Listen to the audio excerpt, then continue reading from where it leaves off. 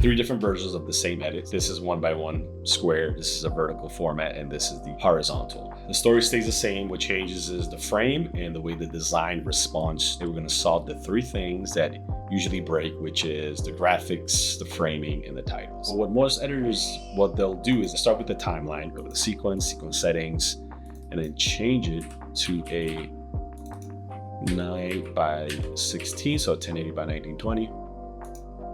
And then this will happen.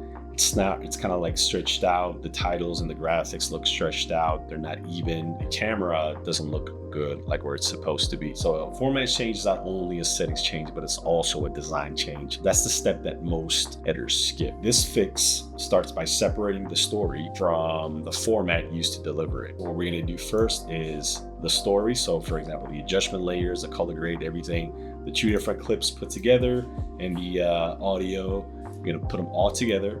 And then we're gonna right click it, and then we're gonna press nest, right? So once you do that, it'll turn to this right here, green clip, everything nested in there, that's the story. And then we're gonna add the graphics, which is these right here. And what we're gonna do within the graphics, click each one. What I like to do is press on the wrench and then go to safe margins, so that now I know where to put them. That way, when I change the format for the platform, they stick there and they pin to that video. So for example, test video, click on that, go to the properties, and we're gonna go all the way down to responsive design position.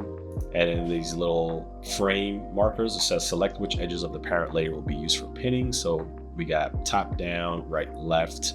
We want this one at the top, so we're gonna press that one. The one on the bottom left, we want that to be on the pin on the bottom, and then the same as the one on the yellow, we want the pin to be on the bottom.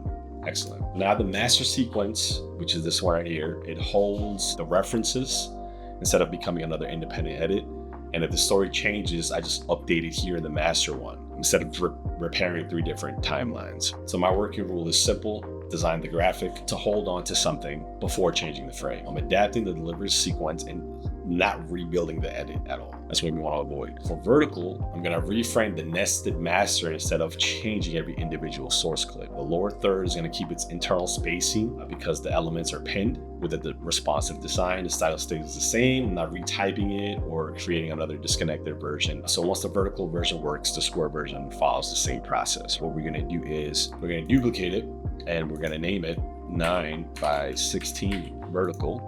Open that one. All right, so now this is the 9x16 one that we just made. We're gonna go up to sequence settings, and we're gonna change it to 1080 by 1920. So we're gonna change that. Okay, so see, now all the graphics aren't squished together like they belong somewhere else. They're in the same place. The only thing we need to change is the nested sequence camera. For this one, we're just gonna bring it up to where it needs to be, right there. Even the video, the test video title, I pinned up top, but maybe we just want to move it a little bit away from our head, and it's right there, right above that line. And that's why I love to use the safe margins. Now we're going to duplicate it one more time, the main delivery, main sequence, duplicate it one more time, and then this one is going to be for the square 1x1 ratio.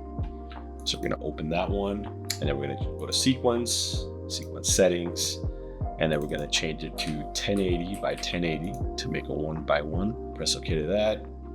Delete all previews for the sequence. It's all good, and that's it. Let's say you want to move that test one. This one we didn't even have to move the nested part at all. Test video, what I'll do is, again, move it up just a little bit more because we are changing in a bit, and it'll be right there on the top. So let's see, now all the different sequences have the same thing. The 16:9 horizontal one right there. See where everything is. Safe margins, head, lower third, graphics. Now the vertical one is this right here, almost in the same spot from the safe margins. And the 1x1 square is that right there. Now with all three versions built, the final mistake would be exporting them one at a time. Each format is ready, but I don't want to sit here exporting them one by one all day. So from Premiere, I'm going to send every finished sequence to Media Encoder queue. Main delivery, 16:9. So what I'm going to do is go to export.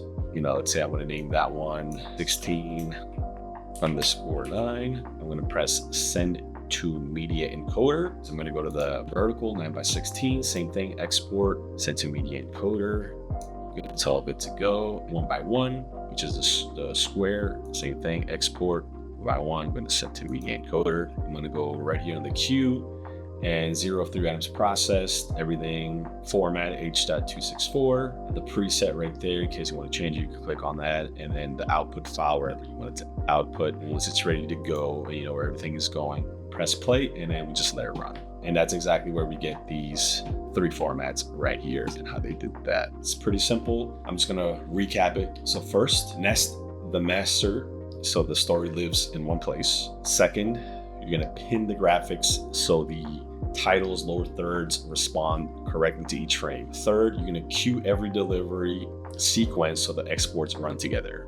Do it one time. You're no longer rebuilding the edit every single time. You're just adapting one control system. Build the master once and then let every format inherit it. And that's the whole workflow. Simple as that. I'm gonna end it here. Thank you guys for all the love, and I'll see you guys next time.